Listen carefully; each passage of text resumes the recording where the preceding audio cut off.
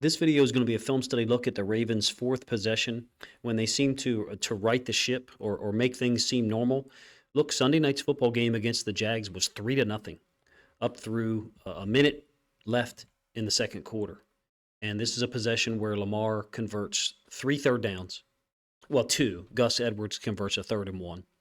Isaiah Likely makes a great catch in the end zone for a touchdown. 2 plays after, Charlie Kolar had a 15-yard catch up the left sideline that I kind of misidentified Charlie Kolar's catch in the reaction video. So what I'm going to do is go through each play in the possession, talk about the concepts and the situation, and some of the things that Lamar's doing to keep plays extended, and then find receivers downfield.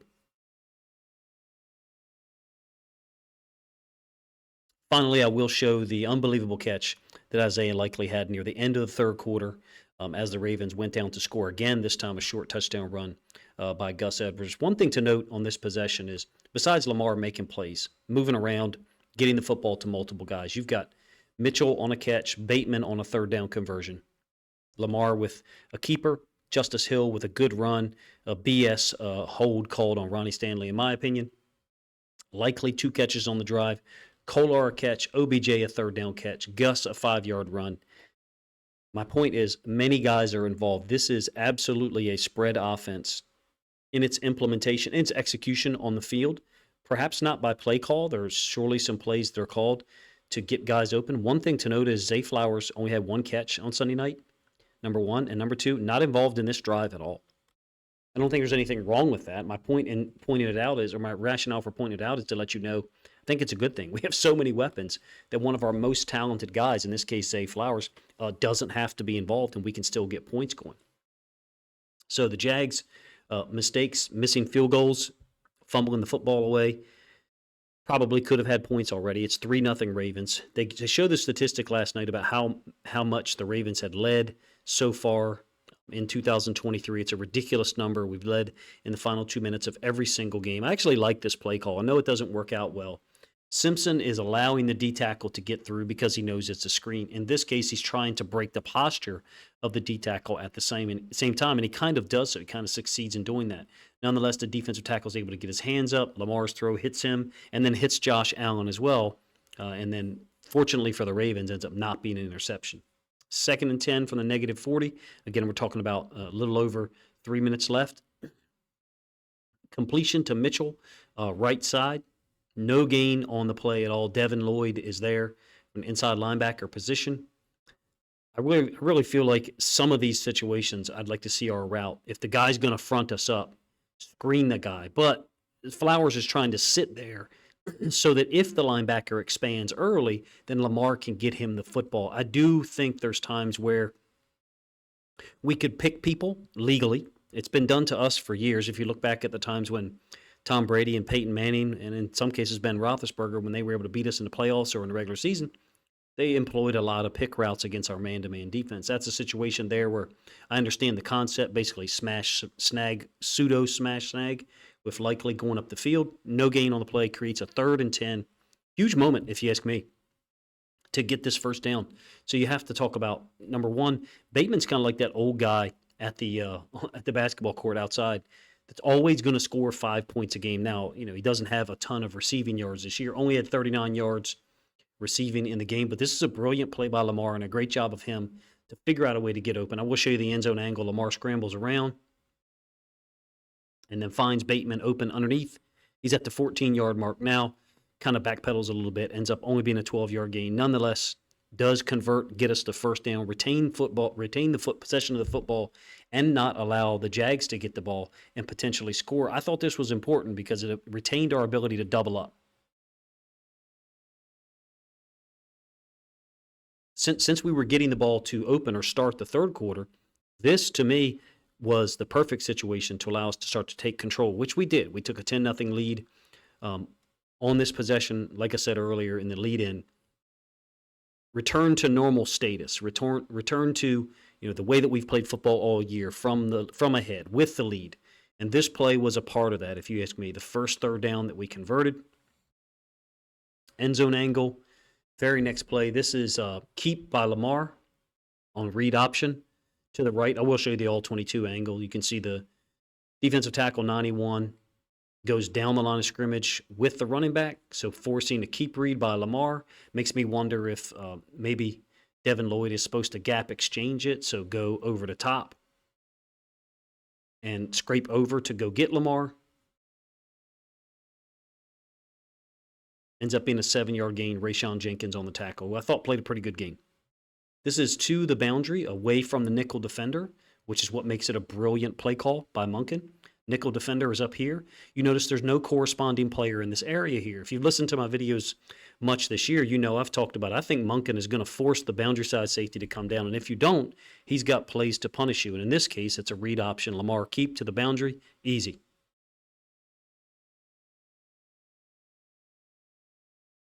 I did wonder after this play if Lamar was kind of, playing it safe in terms of not taking a big hit, although he did take a hit, but also making sure that he doesn't get out of bounds. We wanted to use clock. I wonder what he's being told in his headset sometimes. I feel like there's times where, we're trying to operate offensively to score, but not score too quick.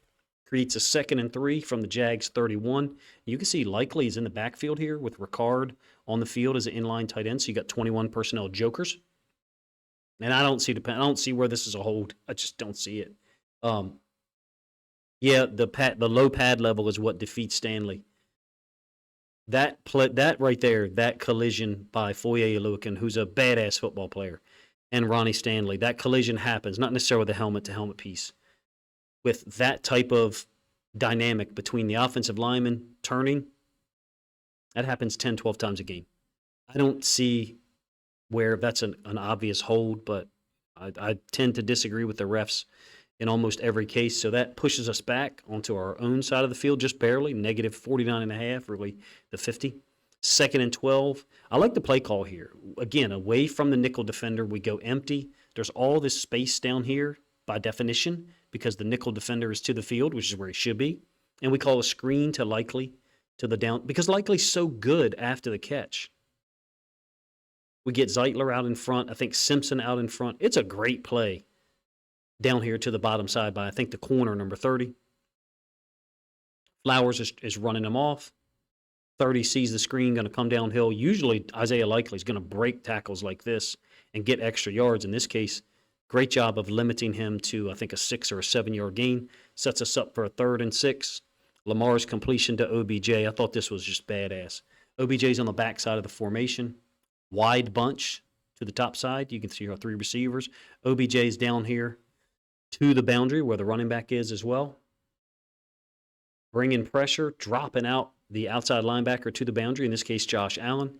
He's eyeing, and I will show you the end zone angle as well. He's eyeing the quarterback the whole time, so all we got to do is wait for OBJ to clear him and or Lamar to throw the ball before he clears him on the top side of him, so into the middle of the field because no one dropped into the middle of the field in that space. I would say call this a 3 deep, 2 under. The Bengals run this sometimes. I've seen the Lions run it twice this year. Actually, the Lions have run 3 under, 2 deep, which is interesting.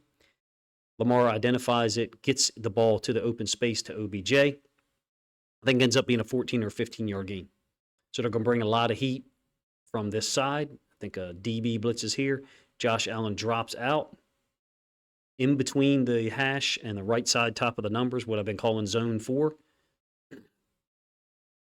Lamar throws it dead down the midline. OBJ catches it. Awesome play. Convert another 3rd down. I think right at the 2-minute warning. So we're at the 30 now. And this is going to be incomplete to Bateman left side. I like that we're going there. I think it's backside of trips. You've got Likely and 2 other receivers off screen to the right. I like that we're going here. This one, fingertip drop, whatever you want to call it. It's a ball that Rashad Bateman can catch. And it's a ball that Lamar puts out there in a place where Bateman is the guy who can make a play on it. And the DB who's trying to recover can't. 2nd and 10. A lot of time here.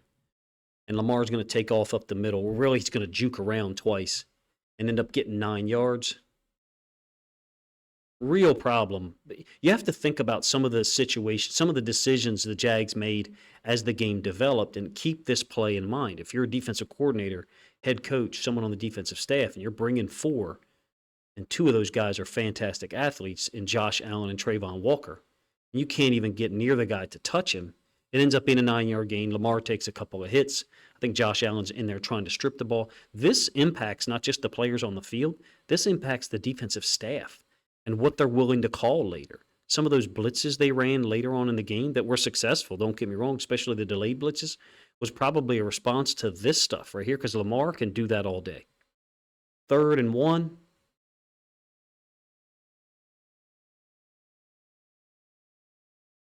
My apologies. This is the same play, end zone angle, or all 22 angle.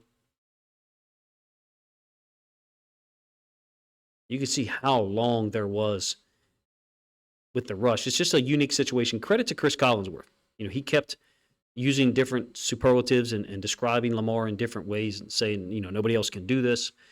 Lamar not only can throw the ball and run the ball, but he can also extend plays and wear your defense out. And all those things are true. The amount of time that he had here because of his ability to move around is extremely unique. And we're a little bit spoiled because we see it so often.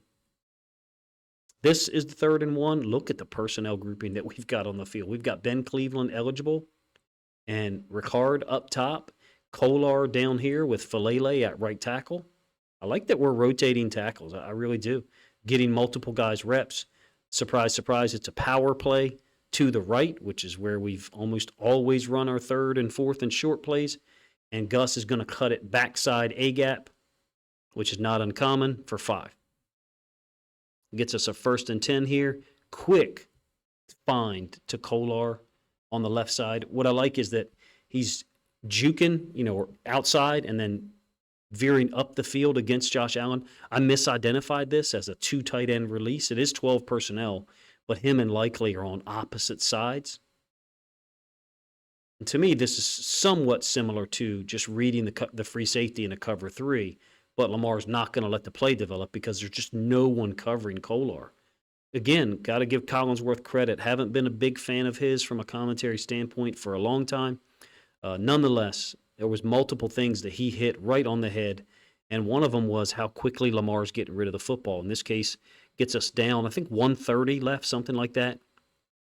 Gets us down to the 2, maybe 135.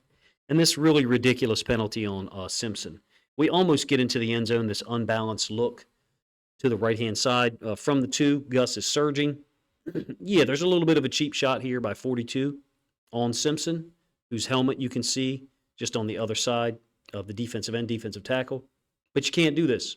You didn't see it there. The play's cut off from the NFL Plus website. Just play the next play, particularly when it's late in the half and we're getting ready to double up. The lack of awareness there, I think, is pretty interesting. Nobody should have to say to you, hey, we're trying to double up here, man. We're trying to score at the end of the second quarter and then score to open the third and really take control of this football game. We get a 15-yarder after this.